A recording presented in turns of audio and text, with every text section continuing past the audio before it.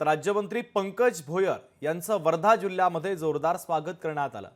नागपूरहून येताना वर्धा जिल्ह्याच्या सीमेवर पदाधिकारी, कार्यकर्त्यांनी, नागरिकांनी मोठ्या संख्येने उपस्थित राहत त्यांचं स्वागत केलं। येणाऱ्या काळात जबाबदारी वाढली असून देवेंद्र फडणवीसांच्या नेतृत्वात महायुतीचं सरकार लोकांसाठी जास्तीत जास्त काम करेल असं भोयर यांनी म्हटलं।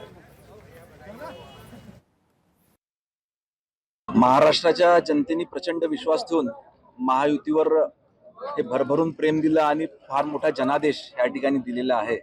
त्याच्यामुळे येणाऱ्या काळात जबाबदाऱ्या देखील फार वाढलेल्या आहे आणि निश्चितपणे आदरणीय देवेंद्रजी फडणवीस यांच्या नेतृत्वात संपूर्ण महायुतीचं सरकार हे लोकांकरता जास्तीत जास्त काम करेल। त्यांच्या अनेक समस्या याचा निपटारा होईल आणि अतिशय चांगल्या अशा पद्धतीचं विकास कामे संपूर्ण राज्यामध्ये या ठिकाणी येतील। लोकशाही मराठी ऐका, पहा, जागरूक रहा।